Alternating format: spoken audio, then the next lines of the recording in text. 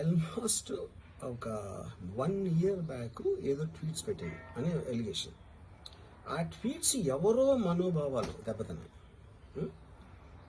ఇక్కడ విచిత్రం ఏంటంటే 1 year బ్యాక్ పెట్టిన ట్వీట్స్ 4 డిఫరెంట్ ప్లేసెస్లో 4 డిఫరెంట్ జ్యూరిస్డిక్షన్స్లో 4కి ఒకే 3-4 రోజుల వ్యవధిలో వాళ్ళ మనోభావాలు దెబ్బతిన్నాయి. వాళ్ళు ఆ పరంగా కంప్లైంట్ ఇవ్వడం, కేసులు పెట్టడం జరిగింది. ఇక్కడ పాయింట్ 1, ఎవరి మీద అయితే నేను పెట్టానని వాళ్ళు చెప్తున్నారో వాళ్ళకి లేదు, ఎవరో థర్డ్ పార్టీ, అసలు సంబంధం లేనివాడు. సో ఆ కాంటెక్స్ట్లో అసలు ఈ కేసు ఎలాగా, ఈ సెక్షన్స్ ఎలా వర్తిస్తాయి అనేది అప్పుడు ఆబ్వియస్గా నాకు వచ్చే అనుమానం కానీ, నాకు కానీ నా మనుషులు కానీ, ఇది ఒక పర్సిక్యూషన్ చేయటానికి ఒక పద్ధతి ప్రకారం ఉన్న ఎలవబుల్ లాస్ని వాడుతున్నారా, లేకపోతే ఇప్పుడు వరల్డ్ ఓవర్ ఒక ఫినామినా ఏం జరుగుతుందంటే పొలిటికల్ పార్టీస్ వాళ్ళు they are weaponising the systems of the police. అది అమెరికాలో జరుగుతుంది, యూరోప్లో జరుగుతుంది, ఇక్కడ కూడా జరుగుతుంది.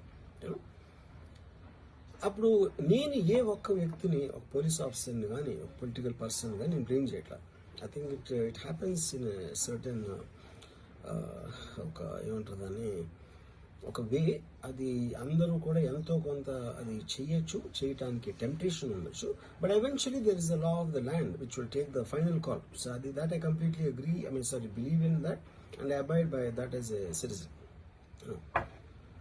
సో ఇప్పుడు ఇక్కడ జరిగింది ఏంటి, నాకు ఒక నోటీస్ వచ్చింది, నేను ఒక రిప్లై ఇచ్చాను, ఫలానా చోట ఫలానా తారీఖు నేను వస్తాను.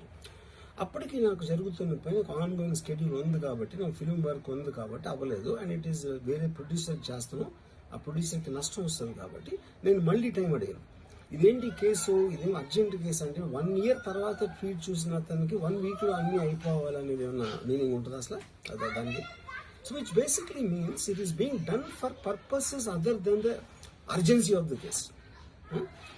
ఇప్పుడు అర్జెన్సీ ఆఫ్ ద కేసు అంటే మీరు మర్డర్లు ఇన్ని జరిగి సంవత్సరాలు తీసుకుని